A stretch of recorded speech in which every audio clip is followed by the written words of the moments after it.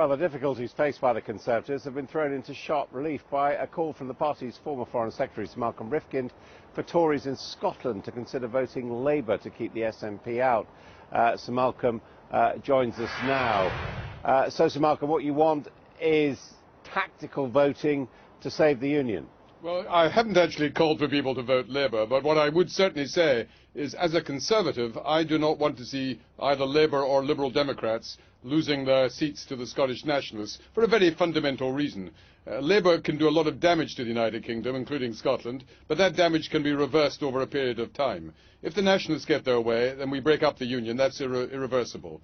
And what I see at the moment is a nationalist party which, having been rejected by the Scottish electorate at the referendum, quite decisively rejected, they're now trying to get independence by salami slicing, by using power, if they get 40 seats of Parliament, to make demands of a Labour government, which effectively would transfer more and more power, so that what was left in a few years' time was the Queen, the armed forces and ambassadors, and Scotland effectively would have been divorced from the rest of the UK without the Scottish public having been consulted.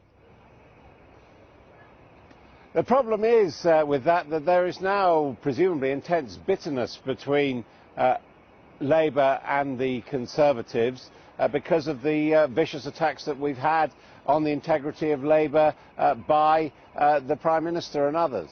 Well, you say the attacks on the integrity. Look, this is, at a general election, you not only are trying to encourage people to vote for your own particular party, but it's also a major opportunity to highlight to the electorate, north and south of the border, what are the fundamental issues at stake.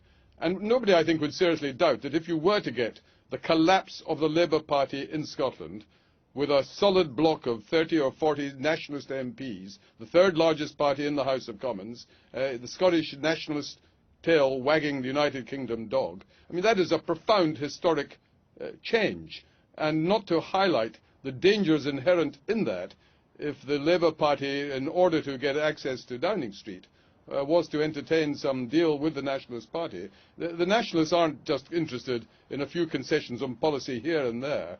They're trying to achieve independence step by step by grabbing more and more powers, despite having been rejected by the Scottish electorate in the referendum. That's the issue. That has to be understood. That's not seriously in doubt. It's how you deal with that that has to be addressed. Well, you say it's not seriously in doubt, but Nicola Sturgeon at her manifesto launch said this is not about independence. Likewise, you just heard Alex Salmond coming back, he hopes, to the Westminster Parliament, saying the same thing, that this is about a progressive alliance, it's about working with Labour, and none of them are talking about having a repeat can I just of answer the that referendum. Point? So yeah, you're quite right. Of course they say that. It's perfectly obvious they'll say that, but look at what they're demanding. One of their major demands is what they choose to call full fiscal autonomy. Now, what that actually means, and the Nationalists have spelt it out elsewhere, is transferring all tax-raising powers that affect people in Scotland under the control of the Scottish Parliament, and then they would simply give back something to the United Kingdom to pay for the cost of the monarchy, the armed forces and so forth.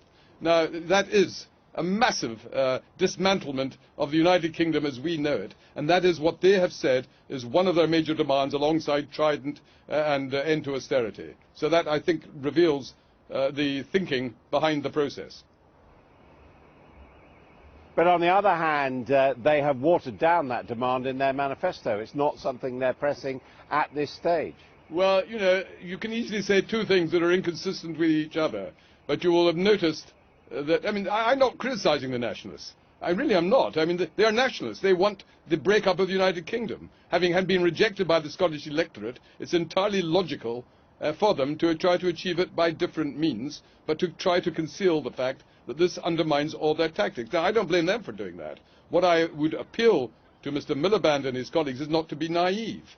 You know, there are issues at stake far greater than who actually forms the next government of the United Kingdom, because there won't be a United Kingdom to govern if the Nationalist Party is able to exercise power in a way that has not been sanctioned by the Scottish electorate, which is contrary to the interests of the United Kingdom. Now, I'm not saying the Scottish Nationalists are illegitimate.